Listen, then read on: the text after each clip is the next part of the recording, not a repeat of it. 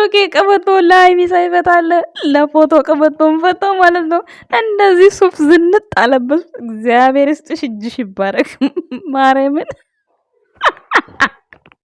ኧረ ወይኔ ወደው አይስቆ ኮመንት ላይ አንብቤ ነው እሺ የሆነ ቤት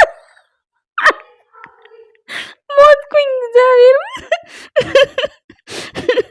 ሰላም ጤና ይስጥልኝ ውድ ቤተሰቦች፣ እንዴት አላችሁ? እንዴት ናችሁ? እኔ ደህና ነኝ እግዚአብሔር ይመስገን፣ ሰላም ነው። እንዴት ናችሁ?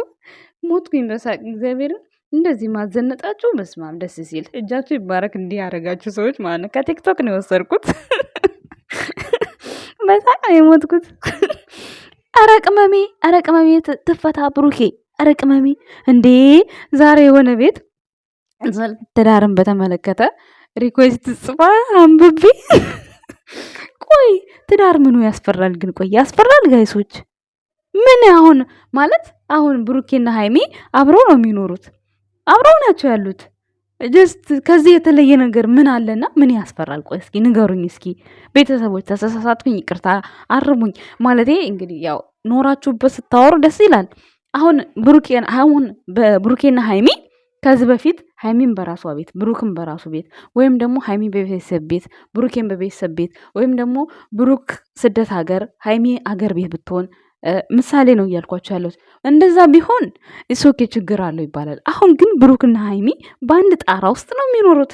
አልጋ ብቻ ነው የተለየው። ጋይስ ምን ነው አሁን ተጋብቶ መኖሩ ለእነሱ ችግራቸው ምንድን ነው? ኢሹ ማድረግ ተፈልጎ ነው እንጂ እንዲያው የምሬን ነው የምላቸው። ወይ ኢሹ ነው ወይ የሆነ አንዳንዴ ምንድን ነው መድረስ የሚፈልጉበት ቦታ ጋር ሃይሚና ብሩኬ ስለተጋቡ በአንድ ላይ ስለሆኑ ምንድን ነው የሚቀረው? አንድ አዲስ ነገር የሚፈጠረው እውነቱን ስነግራችሁ ብሩክና ሃይሚ አንድ ብርድ ልብስ መልበሳቸው አንድ አልጋ መተኛታቸው ነው። በቃ ከተጋቡ ከተባለ ይሄ ብቻ ነው። ሌላው እኮ ሁሉም ነገር እኮ አይተናል እኮ ጨርሰናል። ሁሉም ነገር የምሬ ነው የምነግራቸው። በምናየው ልክ ነው እኛ የምናወራው። አሁን ለምሳሌ ይቺ ልጅ በጣም ፈንድሻ ናት፣ ፎሎ ፈላጊ ናት። ፎቶውን ትለጥፈዋለች፣ አይገልጸውም። አሁን ይችም አፍቃሪ ነች ብትባል እንኳን ቢወራላት እንኳን ያምራል።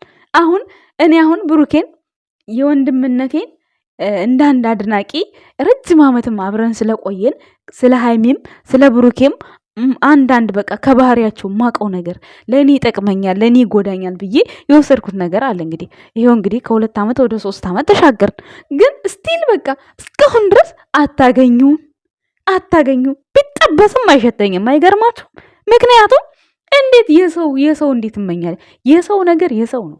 የሰው ነገር እኔ ማለት ነው የሰው ትራፊ እንዴት እኔ ኮራጀነን ያልኩኝ እኮ የሸዋ ቅብጥብጥ ልጅ እኮ ነኝ እናንተ።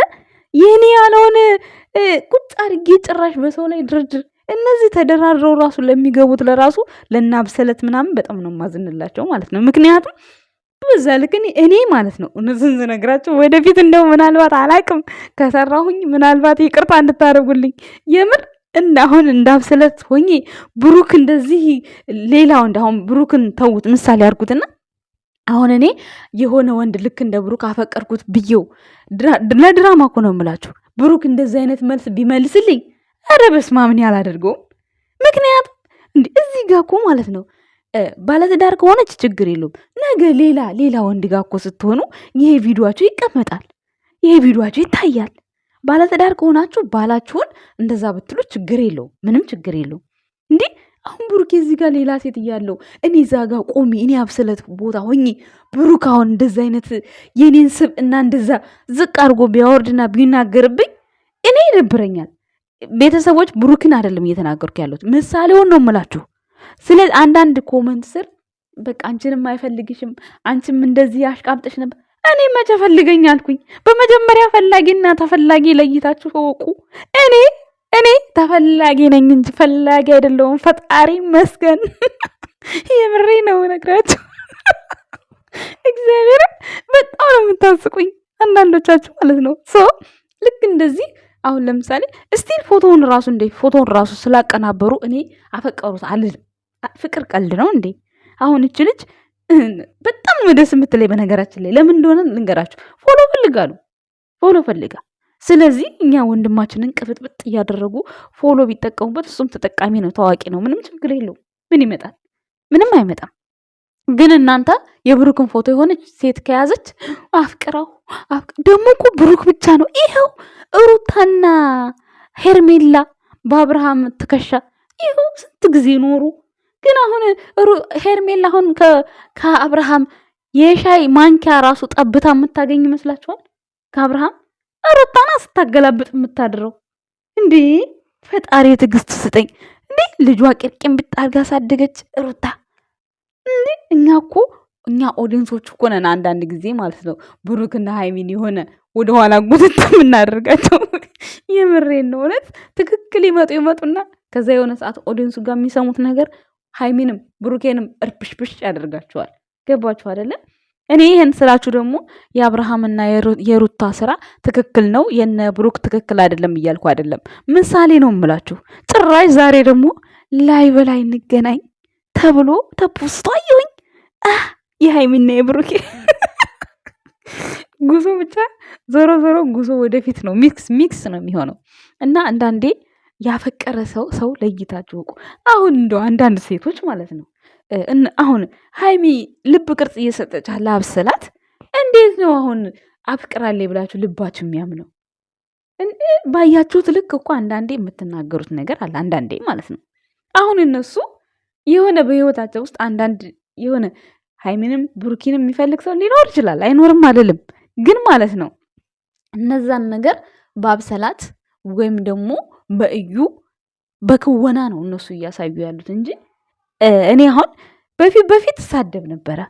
ምክንያቱም ሪል እየመሰለኝ አሁን ነገ ጠዋት ተቃቅፎ ለሚመጡ ሃይሚና አብሰላት እኛ ዛሬ እዚህ ጋር የምናሽቃብጠው ምን እንደው ፈጣሪ እኮ እኛ ይቅር ኃጢአታችንን በደላችንን ይቅር ስለሚለን ነው እንጂ በማያገባን ነገር እኮ ነው ኃጢአታችንን የምንሸከመው። ቤተሰብ እነሱ ስራ ብለውት ነው እንጀራ ብለውት ነው። አንዳንዴኛ ለምንድን ነው አሁን ሃይሚ ሴት ልጅ ናት፣ ኦኬ ሕፃን ልጅ ናት። በብዙ ነገር ልንሳሳላት እንችላለን። ሌላው የሚመጣው ሰው ደግሞ ጀስት ሴት ነው፣ ግን የሴትነት ክብሩን እንዲያገኝ የሚያደርገውን ነገር አታድርግ ብሎ መናገሩ ምንድን ነው ከብሩክ ጋር የሚያገናኘው ነገር? ማለት አንቺም ብሩክን ፈልገሽ ነበር አልተሳካልሽም። እኔ ብሩክን አፍቅሬያለሁ ብዬ ወጥቼ ቪዲዮ ሰርቻለሁ እንዴ? ጅሎች ሁላ ጾሜን አታበላሹት እንደ ኡፍ። አሁን እቺ ሳምንት ልጥፋ እንዲህ ደግሞ አያስችለኝም። የምር በጣም የሚገርም ኮመንት ነው ዛሬ ጻፉልኝ። አውቃችሁ ነው መሰለኝ ሰይጣኔን ያመጣችሁት። ወይኔ ማለቴ በጣም በቃ መስገድ እፈልግ ነበረ። አሁንም እግዚአብሔር ይቅር በለኝ፣ ምንም ማድረግ አልችልም። አልሰራም ብዬ ዝም ልል ነበር፣ አላስቻለኝም። ማለቴ እንዴት ነው ፍቅረኛና እንትን የማይለዩት? ቆይ እኔ እኮ በጣም የሚያናድዱኝ በጣም እኔ የሰው ትራፊ ምን እንዳለብኝ ስታስቡት እንዴ! እንዲህ ጉድ እኮ ነው። አንቺ ቀይ ልጅ ብሩክን ታፈቅሪዋለሽ? እስኪ ኮመንት ስር ጻፊልኝ። እርግጠኝነት ታይኛለሽ ብዬ አስባለሁ። ቲክቶክም ታይኛለሽ፣ ዩቲዩብም ታይኛለሽ። ታፈቅሪዋለሽ? ፎሎ ፈልገሽ እንደሆነ የታወቀ ነው አይደል? እንዲህ ሰው እንዴት በዚህ ልክ የድብቅ ፍቅር እንኳን ቢሆን እሺ ይፈቀራል። ለማንኛውም አብሰላት ማለት ነው እጅ ወደ ላይ አስደርጋለች ብሩኬም ማለት ነው። ትናንትና ምንም ሳታወራ ምንም ሳትናገር ትንሽ ለብሩክና ለሃይሚ የሚሆን ምክር ልስጣቸው እዚህ ጋር ትዳር በሚለው ደረጃ ማለት ነው። ቤተሰቦች ተመልሰን ተገናኘን። ቪዲዮ ካጠረኝ አንገናኝም። አመሰግናለሁ። ወደ ቪዲዮ ዳጆ ነው የምትኖረው አንተ ነው። እርሳስ የሚጽፈው ለአንተ ብሏል፣ ለራሱ ሲል ነው። አለበለዚያ ትጥለዋለህ። የእሱ ስራ መጻፍ ነው፣ የላጲስ ስራ ማጥፋት ነው። መስራቱን ግዴታውን የሚሰራው መቀረጽም ግዴታ ነው። ካልተቀረጸ ስለማይጽፍ መጻፍም ግዴታ ነው። ካልጻፈ ምንም ዋጋ ስለሌለው ስለሚጣል።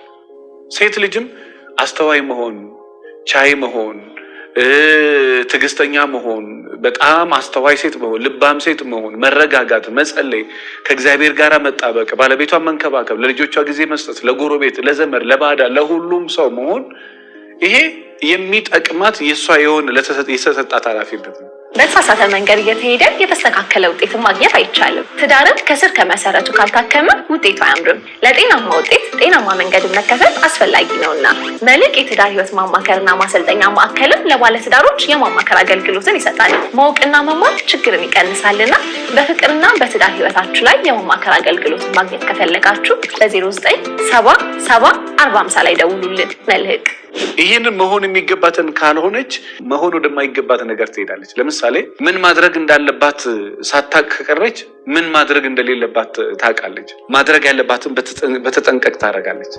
አንተም ልክ እዚህ ጋር ምን ማድረግ እንዳለብህ ካወቅ ኦኬ ግዴታዬ ነው። ምን ማድረግ ደግሞ የለብኝም እሱን ደግሞ ማወቅ ግዴታ። ሰው የሚያውቀው አንድ ነገር ብቻ ነው። በቃ ምን ማድረግ የለብኝም ወይ ደግሞ ምን ማድረግ ነው። ሁለቱንም አውቁት። ምን ማድረግ አለብኝ፣ ምን ማድረግ የለብኝ በህይወታችሁ። በቃ ባልና ሚስቶች ሆናችሁ ፍቅረኛሞች ሆናችሁ ምን ማድረግ አለብኝ፣ ምን ማድረግ የለብኝ፣ ምን ልናገር፣ ምን ደግሞ አልናገር። ሁለቱንም ካልሆነ አንዱን ብቻ ከሆነ አንዱ ከአንዱ ጋር ይቀላቀልብሃል። ማወቅ ያለብህ ሁለቱንም ምን ማድረግ እንዳለብህና ምን ማድረግ እንደሌለብህ። ማድረግ የሌለብህን በዚህ ጋር ካወቅከው ማድረግ ያለብህን በዚህ ጋር ካወቅከው ማድረግ ያለብህን ታደርጋለህ። ማድረግ የሌለብህን አት ለምሳሌ ከሴት ጋር የምትኖር ከሆነ ሴት ልጅ አድናቆት ትፈልጋለች፣ ምስጋና ትፈልጋለች፣ ፍቅር ትፈልጋለች፣ አፕሪሺየት መደረግ ትፈልጋለች። በጣም ታምራለች፣ ጎበዝ ነች፣ ጀግና ነች መባል ትፈልጋለች። ስጦታ ትፈልጋለች፣ እንክብካቤ ትፈልጋለች፣ መሳም ትፈልጋለች፣ መታቀፍ ትፈልጋለች፣ ትሪት መደረግ ትፈልጋለች፣ እንክብካቤ ትፈልጋለች እንደ እንቁላል። ይሄ ማድረግ የሚገባ ነው። ማድረግ የማይገባ ደግሞ መናቅ፣ በቃላት አይምሯን መንቃት፣ በነገር መስደብ፣ ጠዋትና ማታ መጨቃጨቅ፣ ጊዜ አለመስጠት፣ አለማዳመጥ፣ ስጦታ አለመስጠት፣ የሚገባትን ነገር ለሷ አለማድረግ። ይሄ ማድረግ የማይገባክ ነው። ይሄ ደግሞ ማድረግ የሚገባ። ማድረግ የሚገባህን እያደረግ ማድረግ የማይገባህን ነገር ካልታውከው ኦልሬዲ እየደበላለክ ስለምታደርግ ብዙ ነገር አድርገህላት ማይ ትላለች። ስለዚህ ልባም ሴት መሆን የምትፈልጊ ከሆነ ልባም ሴት በአንድ ቀን ነው የሚሆነው ወይ አይደለም። ዛሬ ማታ ጥሩ ሴት፣ ዛሬ ማታ በጣም የምትገርም ሴት ሆኖ ማደር አይቻልም።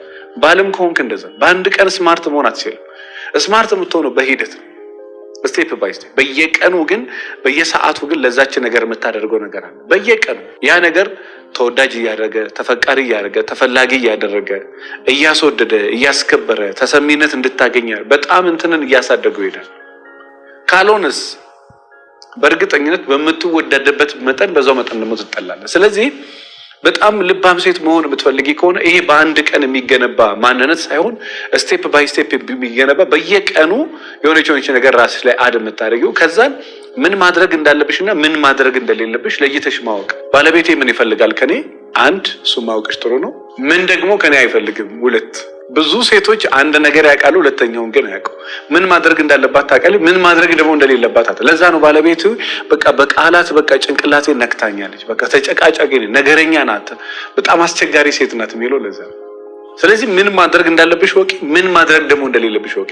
ከዛ ኮንሲስታንሲ ይኖረው በየቀኑ። ከዛ ደግነትሽ ደግሞ ለራስሽ እንደሆነ አስቢ። ከዛ ባለቤትሽን ማገልገል ክርስቶስን ማገልገል እንደሆነ አስቢ። ጥሩ የሆንሽለት ሰው በታሪክ መጥፎ ሊሆንልሽ አይችልም። እኛ ችግሩ ጥሩነታችን በቃ ሳምንት አታልፍም። በቃ አንድ ሳምንት ነው። ከሳምንት በኋላ የለም ተመልሰን ያኛው ቀላል ስለሆነ ወደኋላ ነው የምንመለሰው። በቃ መነጫነጭ፣ ማኩረፍ፣ መሳደብ ቀላል ነው። እሱ ለረጅም ዓመት የለመድነው ልማድ ስለሆነ ተመልሰን ወደዛ ነው የምንሄደው። መግፋትና መሄድ ያለብን ግን ወደ ትልቁ ነገር ነው። ስለዚህ ልባም ሴት መሆን የምትፈልጊ ከሆነ ምን ማድረግ እንዳለብሽ ወቂ፣ ምን ማድረግ እንደሌለብሽ ደግሞ ወቂ። ከዛ በተረፈ ያችን ልባምና ጥሩ ሴት የምትሆኚው ደግሞ ለራስሽ ስትይ ነው። አንተም የምትጣፍጠው ለራስሽ ስትል ነው። ከዛ ውጪ ደግሞ እዚህ ጋር እንድትጨምሩለት የምፈልገው ነገር ጥሩ አድርጋችሁ አንዳንዴ ጥሩ ላይ ይደረግላችሁ ይችላል። የዘራችሁትን ሁሉ አታጭዱ ትላላችሁ። ምን ለሰጠ ምን የሚባል ነገር አለ። አንተ ወርቅ ለሰጠክ ወርቅ አበድረክ ወርቅ ላይ ይመለስልህ ይችላል። ፍቅር ሰጠ ፍቅር ላይ ይመለስልህ ይችላል። ማድረግ ያለብህ በዛ ሰዓት ላይ ምንድነው? ወይ ደግሞ ማድረግ ያለብሽ አንቺ ምን መስጠት ትፈልጊያለሽ? የምትሰጪውንስ ለምንድን ነው? ለሽልማት ነው? ለደስታ ነው? ለመወደድ ነው? ለሳቲስፋክሽን ነው? ለምንድን ነው የምታደርገው ነገር? ለምን እንደምታደርገው ማወቅ በጣም ትልቅ ጥበብ ስለሆነ። ለምሳሌ ልባም ሴት የምትሆኚው ባለቤትሽን የምታገለግዪው ለምንድን ነው? እሷን የምትንከባከባት ፍቅር የምትሰጣት ለምንድን ነው? መልሳ እንድትሰጥ ነው ወይስ ላለመጨቅጨቅ ነው? እሷን ላለማጣት ነው? ለምንድን ነው የምታደርገው ነገር? ለምንድን ነው የማደርገው ግን እንዳላጣት ነው? አንዳንድ ሰዎች አሉ። እኔ አሁን በጣም የሚገርመኝ አንድ ከስተመር ያለና 13 ዓመት በትዳር ኖሯልና ምን ቢል ጥሩ ነው ጸክሽ፣ እኔ አንድ ቀን ባለቤቴ የ2000 ብር ሽቶ ገዝታ ሰጣኝ አታውቅም። ያለፉትን 13 ዓመታት ከዛ ፊት 3 ዓመት በጓደኝነት ኖረዋልና 17 ዓመት ምናምን እና ስታዩት አይመስልም። የሚገርሙ 40 ቤት ውስጥ ያለ ሰው ነው። ይሄን ሁሉ ዓመት እኔ ነኝ እሷ ላይ ኢንቨስት ሳደርገው የነበረው እና አንድ ቀን ቆይቶኝ አያውቅም። አንድ ቀን ቅር። እኔ በጣም ነው ያደነኩት። የእውነት ትችላለህ ጀግና